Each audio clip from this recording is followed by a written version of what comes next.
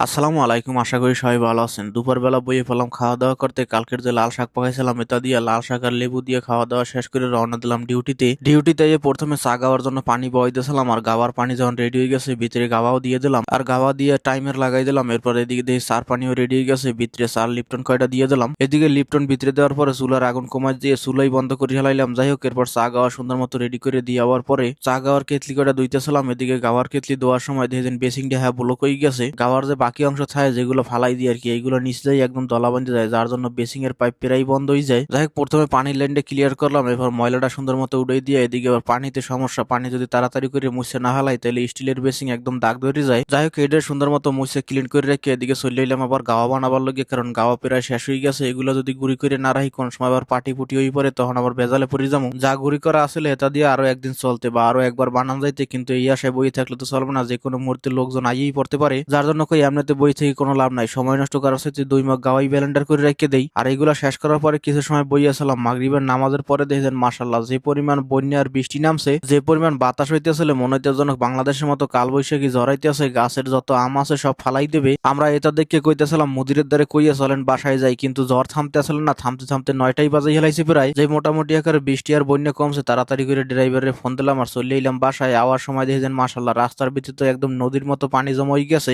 গাড়ি দিয়ে আইতেছিলাম না লঞ্চে আইতেছিলাম বুঝতেই পারতেছিলাম না। যাই হোক, বাসায় হাত মুখ দিয়ে ফ্রেশ হইয়ে বইয়ে পড়লাম খাওয়া দাওয়া করতে। বাসায় যে লাল শাক আসলে লাল শাক আর চিংড়ি মাছ দিয়ে সুন্দর মতো খাওয়া দাওয়া করে ঘুম পারলাম, আর ঘুমটা হয়েছে সেই লেভেলের ঘুম, উঠছি একদম 9টা বাজে। ঘুমে গুন দুইটা প্রথমে বিছান খাতা গুছগাছ করলাম, এরপর পেস্ট ব্রাশ লয়ে চলে এলাম মুখ ধোয়ার জন্য। আজকে দিয়ে মাশাল্লাহ পানি আছে, তাড়াতাড়ি করে মুখ দিয়ে উপরে চলে এলাম দেখার জন্য যেন রৌদের কি অবস্থা। দেখি যেন রৌদ ভালোই উঠছে। নিচে প্রথমে জালনাটা খুলে দিলাম, আলো বাতাস একটু ভিতরে ঢুকুক। এরপর কই তাড়াতাড়ি করে প্যান্ট শার্ট এগুলো ধুইতে হবে, কারণ প্যান্ট শার্ট না ধুইয়ে এতদিন পেনতে আসি, আর তাড়াতাড়ি করতে গেলে লেইডারও বেশি হয়ে যায়। তাড়াতাড়ি করে সাবানের গুঁড়া ডালতে যাই দিয়েছি কথা নিয়ে হানে ফালাইয়া। যাই হোক, সাবানের গুঁড়া করা উঠে জামা কাপড় লয়ে চলে এলাম মেশিনের ভিতরে দেওয়ার জন্য। আর আজকের আর কালা প্যান্ট আর সাদা শার্ট সবই এক লগেই দিয়ে দিয়েছি, আলাদা আলাদা করি নেই একটাও। আর কাপড় চোপড় মেশিনের ভিতরে দেওয়ার পরে কই এখন আস্তে আস্তে সকালবেলা নাস্তাটা করি। বাসায় মুড়ি আসলে আর চানাচুর আসলে তা মিক্স করে খাইয়ে লাইলাম। আর এইগুলো খাওয়ার পর দেখি মেশিনও বন্ধ হয়ে গেছে, তার মানে কাপড় ধোয়া হয়ে গেছে। সবকিছু লয়ে চলে এলাম ছাদে রোদ দেওয়ার জন্য। মনের ভিতরে একটু ভয় ভয় আসলে যেন সাদা শার্টটা ভিতরে দিয়ে দিলাম নষ্ট হয়ে যায় নাকি আবার, কিন্তু দেখি যেন না মাশাল্লাহ ভালোই আছে। যাই হোক, জামা কাপড় রোদ দিয়ে রাখতে চলে গেলাম বাকালায় আবার খাবার পানি আনার জন্য। খাবার পানি শেষ হয়ে গেছে, বাকালায় যাইয়ে সোজা একটা খাবার পানি লই এলাম। পানি আনতে চাইছিলাম কালকের রাত্রি, কিন্তু বৃষ্টির জন্য আনতে পারলাম না। যাই হোক, এদিকে ফিল্টারের পানি হাওয়া শেষ হয়ে গেছে, বাত পাক করার জন্য ফিল্টারের পানির দরকার। কই হাতে যেহেতু সময় আছে বাসায় বইয়ে থেকে লাভ নাই, প্যান্ডা পরিয়ে সোজা চলে এলাম 1 বোতল পানি আনার জন্য ফিল্টারে। আর ফিল্টারে আওয়ার পর দেখি যেন এক ভাই আমাকে বাংলাদেশি হে আবার সাইডে পাইপের লাইন একলাই দখল করে লইছে। কই আমার একটা দেন, হে কইলো যে না দেওয়া যাবে না, তুমি ওই দিক দিয়ে বড়।